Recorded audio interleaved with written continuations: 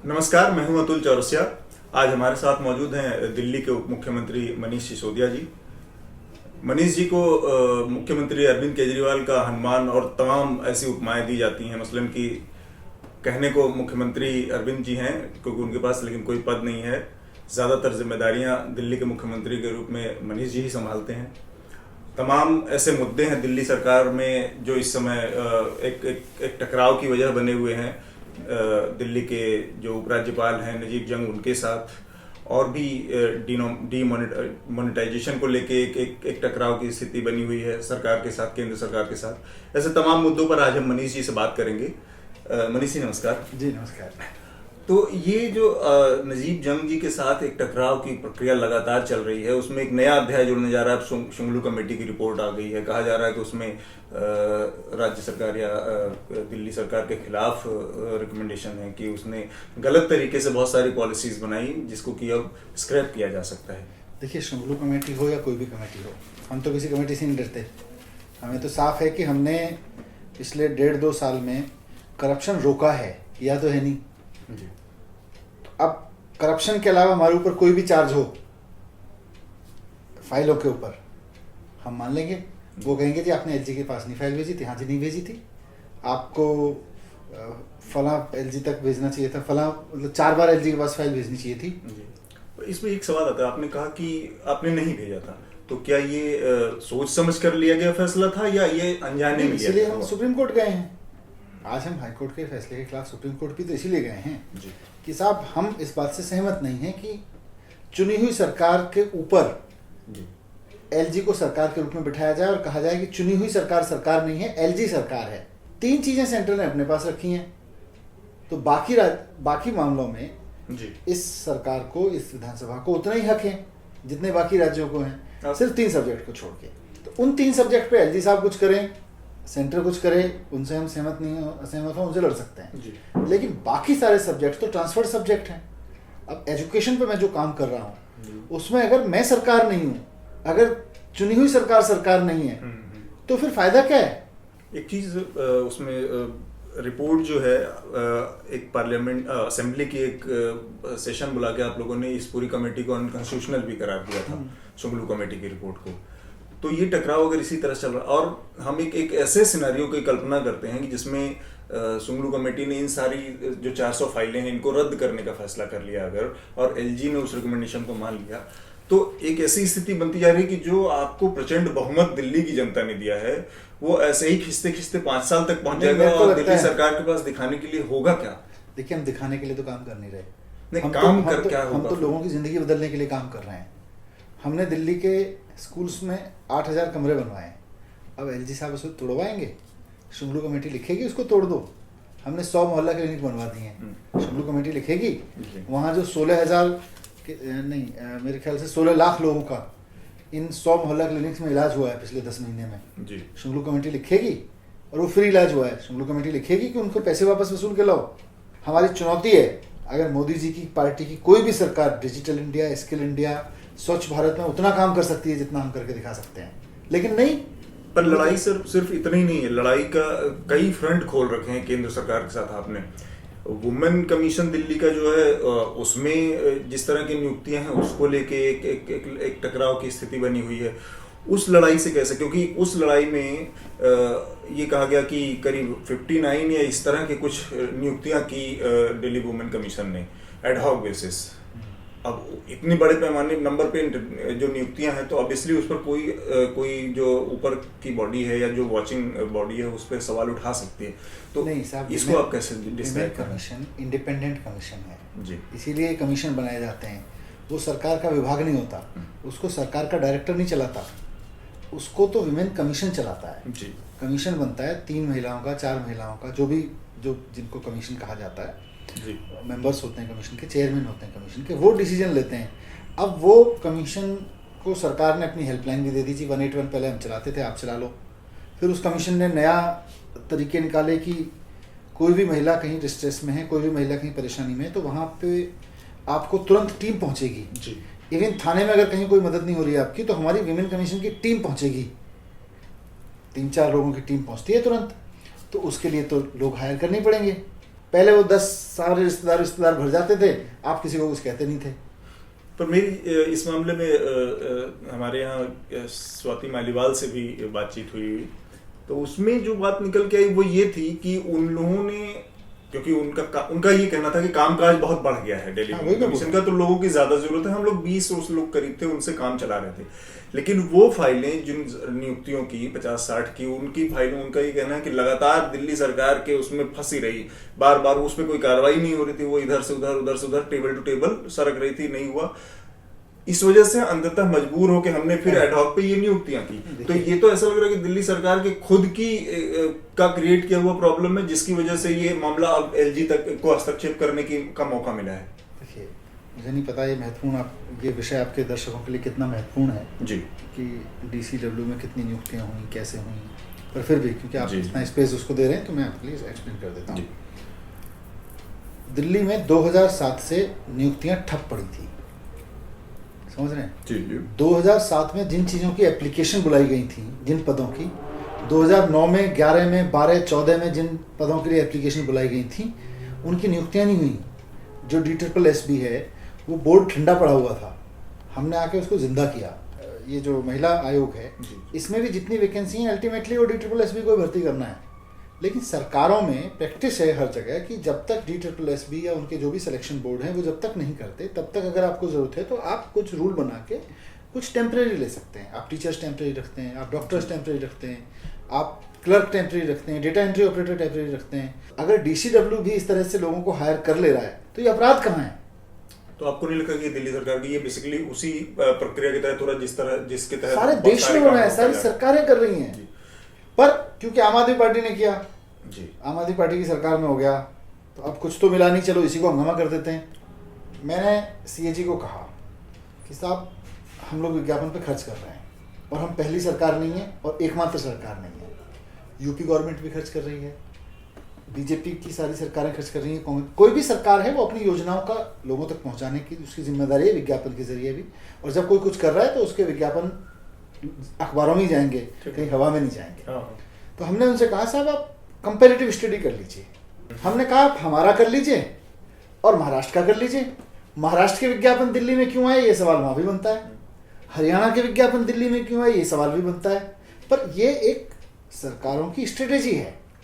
आज आपको अपना काम चलाना है, DSSB अगले 10 महीने आपको स्टाफ नहीं देगा, आपको काम तो चलाने के लिए लोग चाहिए ना। आपने कोई प्रोसेस निकाल के, इंटरव्यू करके, जैसे भी करके लोग एडहॉक रख लिए, अब आप उसको कह रहे हो करप्शन हो गया। तो एक फांसी चढ़ा दो, करप्शन हो गया, फिर सबको चढ़ाना, फिर बताएंगे आप। DCW में एक नियुक्ति LG साहब ने की है अलका दीवान की, उसको आप लोगों ने कहा है कि इसको वापस लिया जाए। और उस नियुक्ति का बड़ा जो दुष्प्रभाव है वो ये दिख रहा है कि जितने लोग वहां काम कर रहे हैं उन लोगों के वेतन रुके पड़े हैं 3-4 महीनों से। तो इस ये जो लड़ाई चल रही है, इसमें जो ये आदमी जो पिस रहा है, जो काम कर रहा है लेकिन उसका वेतन नहीं आ रहा, तो इसका हल क्या निकलेगा? हमने तो उनको रखा है काम करने के लिए और मैं उनको सल्यूट करता हूँ कि वो पिछले 3 महीने से बिना वेतन काम कर रहे हैं। तो वो भी इसी देश के लोग हैं, उनका वेतन रोकने वाला आप देशभक्त हुआ कि देशद्रोही हुआ? 300 समर्पित लोगों का जो 3 देशद्रोही देशभक्त वाली नहीं, मैं इसलिए कह रहा हूँ कि मैं कोई कंपैरिजन नहीं करना चाह रहा हूँ, पर मैं पूछ रहा हूँ कि देश के 300 नौजवान लोगों की 3 महीने से तनख्वाह नहीं मिली और वो डेडिकेशन से काम कर रहे हैं, उनकी तनख्वाह रोकने वाले को आप क्या कहोगे? एक और मसला है सर जो सरकार के लिए आने वाले, मतलब ऐसा हो सकता है कि आपकी सरकार के लिए एक संकट बन जाए। 27 विधायकों का जो ऑफिस ऑफ प्रॉफिट का मसला है वो इलेक्शन कमीशन के पास लंबित है। वो फैसला अगर आता है तो उस स्थिति में तो सरकार की जो, अगर वो उसके खिलाफ कोई फैसला आ जाता है तो सरकार की स्थिति बड़ी डाउनफॉल हो जाएगी। अगर तो बहुत सारी चीजें हो सकती हैं, अगर नहीं भी आ सकता है, हाँ ठीक है, अगर तो बहुत कुछ हो सकता है। पर इस पर हमारा स्टैंड क्लियर है कि वो कोई ऑफिस ऑफ प्रॉफिट है ही नहीं। ऐसा लोगों को पैसे दोनों जगहों से नहीं मिल रहे, कहीं नहीं मिले, पैसे तो मिले ही नहीं। किसी को एक पैसा तो छोड़ो, किसी को गाड़ी घोड़ा कोई कुछ नहीं मिला। और ये सारे दस्तावेज वहाँ जमा हैं। और अभी तो हाई कोर्ट ने उस नियुक्ति को अवैध ठहरा दिया जी, नल एंड वॉइड कर दिया। तो जिस अपॉइंटमेंट को, जिस ऑफिस में बैठने को, जिस ऑफिस को होल्ड करने को high court null and void कर चुका है, उस पर आप फैसला कैसे दोगे? तो ऐसे में किस हक से चुनाव आयोग करेगा तो बिना पॉलिटिकल दबाव के तो मुझे नहीं लगता कि चुनाव आयोग इस तरह का फैसला दे पाएगा। ठीक है, हम एक वर्स्ट केस सिनेरियो की बात देखेंगे, फिर तो पॉलिटिकल लड़ाई है। तो जैसे अभी 1.5 साल आपको नहीं लगता कि आम आदमी पार्टी के लिए एक नैतिक हार जैसा होगा कि इस तरह के मुद्दे पर सरकार के सामने इस तरह की बहुत ऊंचे आदर्शों के साथ पार्टी आई है, जिन आदर्शों के साथ आए हैं उन पर काम कर रहे हैं। हमारे लिए नैतिक हार उस दिन होगा जिस दिन मनीष सिसोदिया रिश्वत लेते पकड़ा जाए और अरविंद केजरीवाल कहें नहीं ठीक है, ये तो यार बचाना पड़ेगा मनीष सिसोदिया को, या अपनी पार्टी का कोई और एमएलए रिश्वत लेते पकड़ा जाए और हम कहें बचाना पड़ेगा यार तो उसको, उस दिन नैतिक हार है, उस दिन आदर्शों से गिरना है। अरे हम लड़ रहे हैं और किस चीज़ के लिए लड़ रहे हैं? दिल्ली में लोगों को आधे दाम पे बिजली मिल रही है जी। और हम तब से चिल्ला रहे थे, हम उसके लिए लड़ रहे हैं, हम लोगों को एजुकेशन के लिए लड़ रहे हैं, हम लोगों को इलाज के लिए लड़ रहे हैं। उसमें अगर हमारे 27 के आप 67 से 67 को जेल में भेजो, हिम्मत है तो यही राजनीति है। हमने कभी कोई रेड कारपेट वेलकम की उम्मीद नहीं की थी इनसे, ये तो चोर लोग हैं। हमने कब सोचा था कि इन चोरों के बीच में जाके जब खड़े होंगे एक नेता बन के तो ये लोग हमारे लिए पलक पावड़े बिछा के हमारा स्वागत करेंगे। हमको पता था ये चिल्लाएंगे बहुत, इसीलिए मजबूत होकर गए। नैतिकता का एक और सवाल आप आज इन दिनों देखने को मिल रहा है, आप शराब के पीने के खिलाफ सार्वजनिक रूप से एक पूरी ड्राइव चला रहे हैं कि शराब नहीं पिया जाना चाहिए सार्वजनिक स्थानों पर या जो भी है। तो और कई मुद्दों पर आपके विचारों से सहमत रहने वाले एक मुख्यमंत्री नीतीश कुमार है, उन्होंने भी शराबबंदी को लेकर एक पूरा वो कहते उन्होंने तो बैन ही कर दिया पूरा। तो शराबबंदी जैसे इशू को लेकर आपकी क्या राय? शराबबंदी जैसी चीज होनी चाहिए?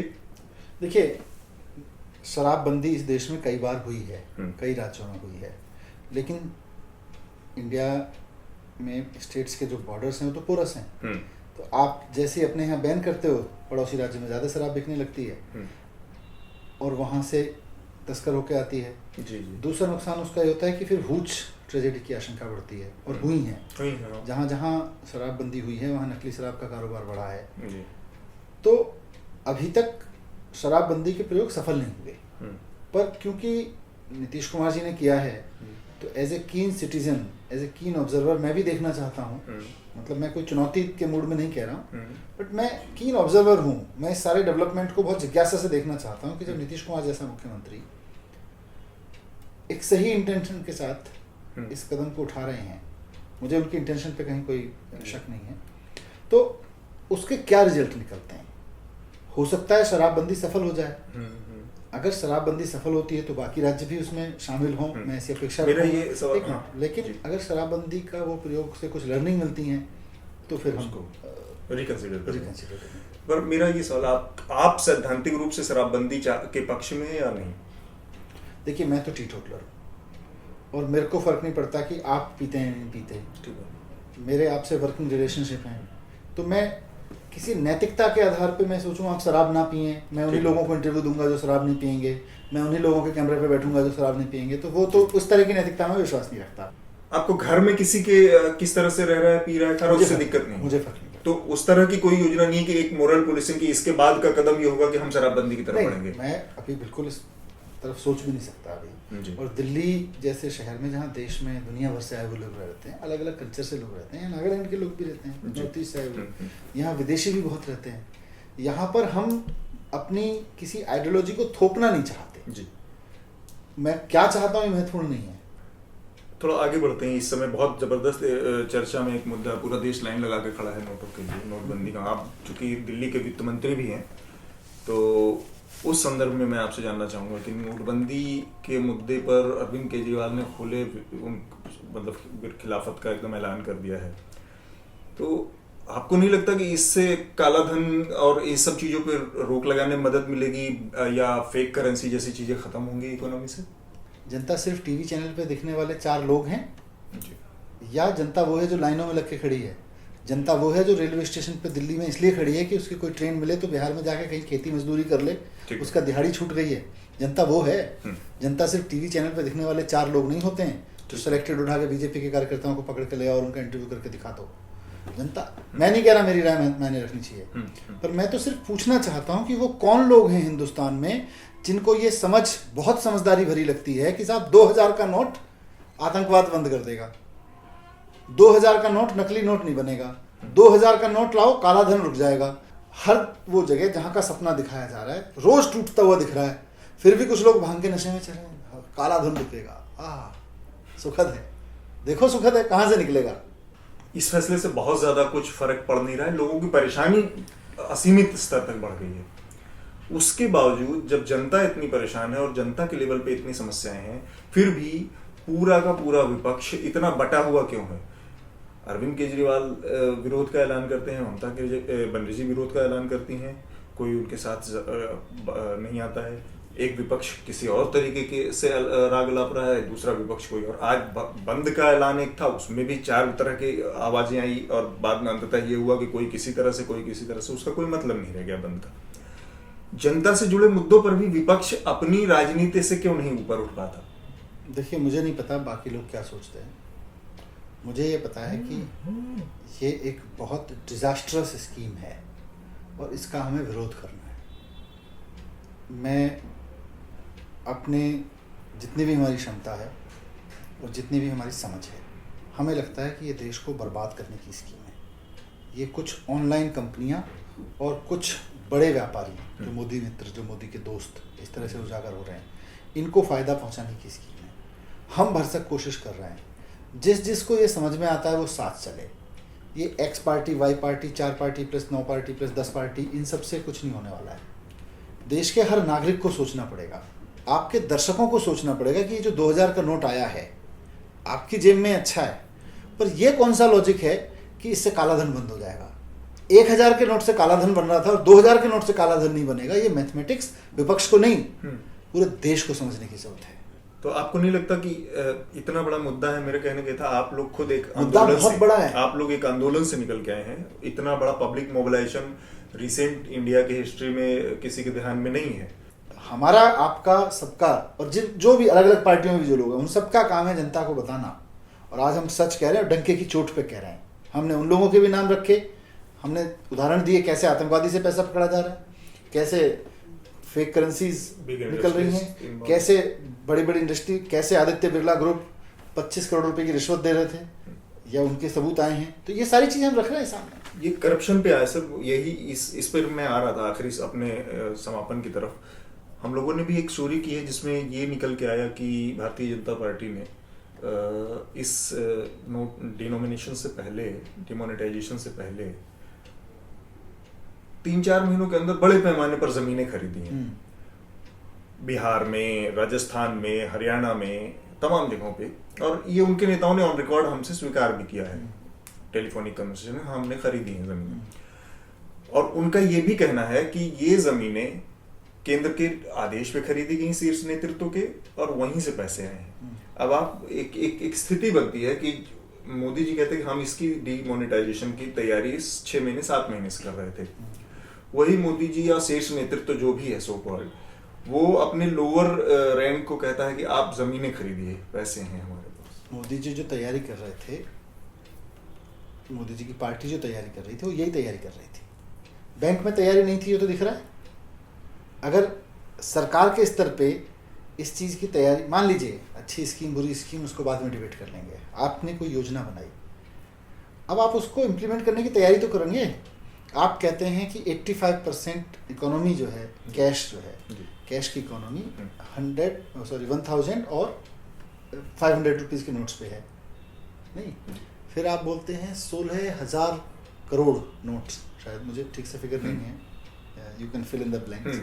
16,000 करोड़ नोट्स आपके 500 के हैं, और शायद 10,000 करोड़ या कितना है नोट्स, कुछ लाख करोड़, हाँ, हाँ, इतने आपके पास अभी 1 करोड़ नोट आए हैं 500 के, सारे प्रयास के बावजूद।